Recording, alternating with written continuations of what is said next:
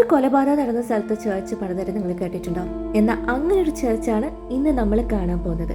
Saint പീറ്റേഴ്സ്ബർഗിലാണ് ഈ ഒരു church സ്ഥിതി ചെയ്യുന്നത്. ഈ ചേർച്ചിന്റെ പേര് വരുന്നത് the church of Saviour on spilled blood.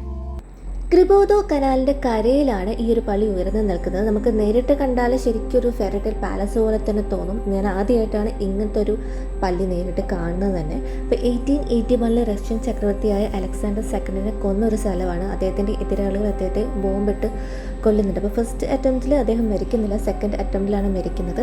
അപ്പോൾ അവിടെ അദ്ദേഹത്തിൻ്റെ രക്തം വീണ സ്ഥലത്ത് തന്നെയാണ് ഈ ഒരു ചേർച്ച് പണിത്. അതാണ് ഈ ഒരു ചേർച്ചിൻ്റെ ഏറ്റവും വലിയ സ്പെഷ്യാലിറ്റി. അപ്പോൾ അദ്ദേഹത്തിൻ്റെ സ്മരണയ്ക്കായിട്ട് അദ്ദേഹത്തിൻ്റെ മകൻ അലക്സാണ്ടർ തേർഡാണ് ഇവിടെ പള്ളി പണി ആരംഭിച്ചത്. 1883, അതായത് അദ്ദേഹം മരിച്ച് 2 വർഷത്തിന് ശേഷമാണ് ഇതിൻ്റെ പണി ആരംഭിച്ചത്. അത് തീർന്നത് 1907 ഈ പള്ളി ആദ്യം തന്നെ കാണുമ്പോൾ നമ്മുടെ ശ്രദ്ധ പിടിച്ചു പറ്റുന്നത് ഇതിൻ്റെ ഗോപുരങ്ങൾ തന്നെയാണ്. പല കളേഴ്സിലാണ് ഇതിൻ്റെ ഗോപുരങ്ങൾ വരുന്നത്. അണിയൻ ഷേപ്ഡ് ആയിട്ടുള്ള ഗോപുരങ്ങളുണ്ട്, പച്ച, നീല, സ്വർണ്ണ നിറങ്ങളിൽ. അതാണ് ഇതിൻ്റെ ഏറ്റവും വലിയ സ്പെഷ്യാലിറ്റി. നമ്മൾ പുറത്തുനിന്ന് നോക്കുമ്പം ഈ ഒരു ചേർച്ച് എന്ന് വെച്ചാൽ സാധാരണ യൂറോപ്യൻ ശൈലിയിലല്ല, പ്യുവർ റഷ്യൻ റിവൈവൽ സ്റ്റൈലിലാണ് ഈ ഒരു ചേർച്ച് പണിതിരിക്കുന്നത്. അപ്പോൾ സെയിൻറ്റ് പീറ്റേഴ്സ്ബർഗിലെ മറ്റ് കെട്ടിടങ്ങളൊക്കെ നമ്മൾ നോക്കുമ്പം അതൊക്കെ ക്ലാസിക്കലാണ്. പക്ഷേ ഈ ഒരു പള്ളി കംപ്ലീറ്റ്ലി ഡിഫറെൻ്റ് ആണ്. അവിടുത്തെ എല്ലാ ചേർച്ചിൽ നിന്നും ഭയങ്കര ഡിഫറെൻ്റ് ആണ് ഈ ഒരു ചേർച്ച്. അപ്പോൾ നേരത്തെ വിഷ്വൽസിൽ കണ്ടപോലെ തന്നെ ഈ ഒരു ചേർച്ചിൻ്റെ എൻട്രി ഫീ ഉണ്ട്. പെർ പേഴ്സൺ 450 റൂപ്പിൾസ് ആണ്. അപ്പോൾ നമുക്ക് ടിക്കറ്റ് കിട്ടി അത് സ്കാൻ ചെയ്തതിന് ശേഷം മാത്രമേ ഈ ചേർച്ചിൽ നമുക്ക് എൻട്രി ചെയ്യാൻ പറ്റുള്ളൂ. ഈ ചേർച്ചിൻ്റെ ഏറ്റവും വലിയ സവിശേഷത 7500 സ്ക്വയർ മീറ്റേഴ്സിൽ പരന്നു കിടക്കുന്ന മൊസൈക്ക് ആർട്ടാണ്. അത് മാത്രമല്ല, ഇതിനകത്ത് 5 യുണീക്ക് അണിയൻ ഡംസ് ഉണ്ട്. അത് ഞാൻ പുറത്ത് നേരത്തെ പറഞ്ഞ സാധനം തന്നെയാണ്. പിന്നെ ഇവരുടെ ഫ്ലോർ കണ്ടാൽ അതിൽ യൂസ് ചെയ്തിരിക്കുന്ന ഇറ്റാലിയൻ മാർബിൾ ഫ്ലോർസ് ആണ്. ഈ ഒരു ചേർച്ച് എന്ന് വെച്ചിട്ടുണ്ടെങ്കിൽ മ്യൂസിയമായിട്ടും അതുപോലെ തന്നെ ചേർച്ചായിട്ടും ഫങ്ഷൻ ചെയ്യുന്ന ഒരു ചേർച്ചാണ്.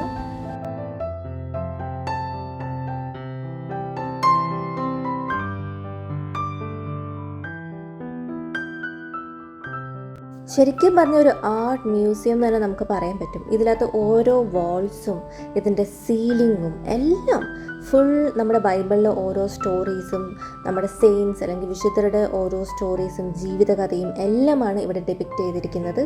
ഇത് പക്ഷേ നമ്മൾ വിചാരിക്കുന്ന പോലെ പെയിൻറ്റിങ്സ് അല്ല, ഇത് എല്ലാം സ്റ്റോൺസ് കൊണ്ടാണ് അവരുണ്ടാക്കിയിരിക്കുന്നത്. പെയിൻറ്റിങ്സ് അല്ല, നമ്മൾ അടുത്ത് നോക്കുമ്പോൾ ഇതെല്ലാം സ്റ്റോൺസ് ആണ്. അത് തന്നെയാണ് ഈ ഒരു പള്ളിയെ ഭയങ്കര വ്യത്യസ്തമാക്കി മാറ്റുന്നത്.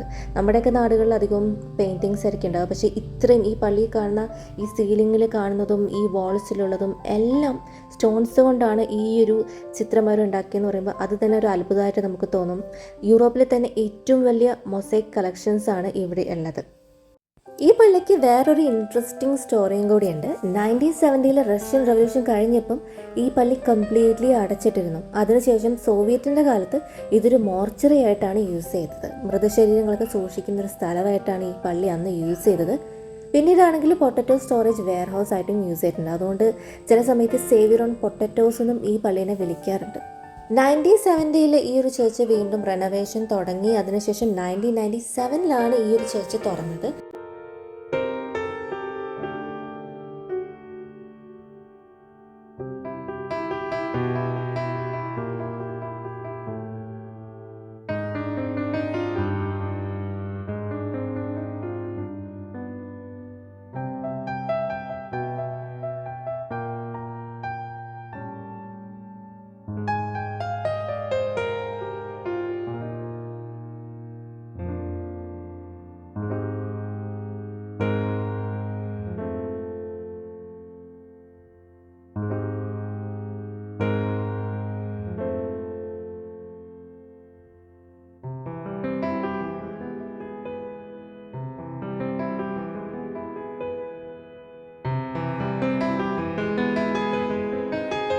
പിന്നെ ഈ പള്ളിയുടെ ഇൻറ്റീരിയറിനെ കുറിച്ച് പറയുകയാണെങ്കിൽ ഞാൻ പറഞ്ഞു മൊസൈക്ക് കൊണ്ടാണ് ഇതിനകത്ത് വാൾസും അതുപോലെ തന്നെ സീലിങ്സും ഈ കാണുന്ന ചിത്രങ്ങളെ എല്ലാം ഉണ്ടാക്കിയിരിക്കുന്നത്. അപ്പോൾ ഈ ഒരു മൊസൈക്കിനെ കുറിച്ച് പറയുകയാണെങ്കിൽ ഈ മൊസൈക്ക് ഉണ്ടാക്കാൻ വേണ്ടിയിട്ട് സ്വർണവും അതുപോലെ തന്നെ പല കളേഴ്സിലുള്ള ഗ്ലാസും യൂസ് ചെയ്തിട്ടുണ്ട്, ഗ്ലാസ് പീസസ്. അതുകൊണ്ട് തന്നെ ഈ സൺസെറ്റ് ഹവറിലോ അല്ലെങ്കിൽ നല്ലപോലെ സൂര്യപ്രകാശമൊക്കെ അടിക്കുമ്പോൾ നല്ലപോലെ തിളങ്ങും. ഇന്നത്തെ ദിവസം നല്ല മഴയായതുകൊണ്ട് ലൈറ്റ് അധികം വരാത്തതുകൊണ്ടാണ് നമുക്കത് എക്സ്പീരിയൻസ് ചെയ്യാൻ പറ്റാത്തത്. പക്ഷെ നല്ല ലൈറ്റുള്ള സമയമാണെങ്കിൽ ഈ സീലിങ്സും വാൾസൊക്കെ നല്ലപോലെ പ്രകാശിച്ച് നല്ല ബ്യൂട്ടിഫുൾ ആയിരിക്കും. അപ്പോൾ അത്രയും തോട്ട്ഫുള്ളായിട്ടാണ് ഈ ഒരു ചേർച്ച് ഇവിടുത്തെ ആർക്കിടെക്ട്സ് പണിതത്. നമുക്ക് ഈ കാണുന്ന ഗോൾഡൻ റിങ്ങും എല്ലാം ഗോൾഡാണ്.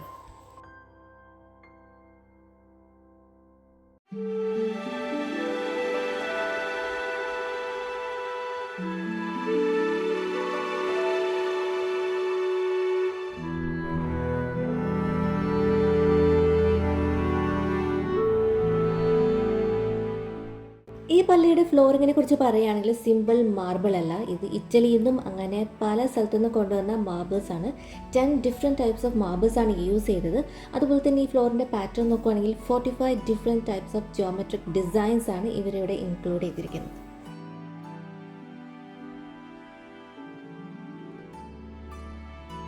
ഈ കാണുന്ന സ്ക്രീനിൻ്റെ പുറകിലായിട്ടാണ് അൾത്താര സ്ഥിതി ചെയ്യുന്നത്. സ്വർണവും രത്നവും കൊണ്ടാണ് അൾത്താര ഉണ്ടാക്കിയിരിക്കുന്നത്. നമ്മൾ ചർച്ചിൽ മാസമൊക്കെ നടക്കുന്ന സമയത്താണ് ഈ ഒരു അൾത്താര നമുക്ക് കാണാൻ പറ്റുക.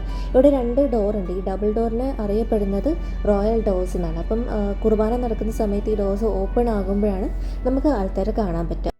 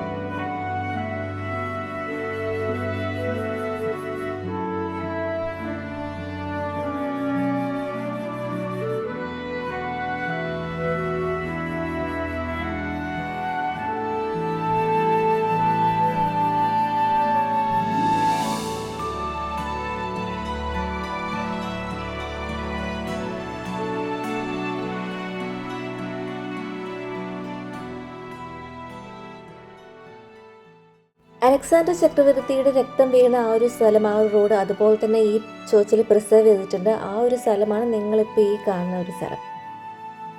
അപ്പോൾ റഷ്യയിലെ കൂടുതൽ വിശേഷങ്ങൾക്കായിട്ട് എൻ്റെ ചാനൽ ഫോളോ ചെയ്യുക. ഈ വരും ദിവസങ്ങളിൽ ഞാൻ വീണ്ടും പോസ്റ്റ് ചെയ്യുന്നതായിരിക്കും. Thanks for watching.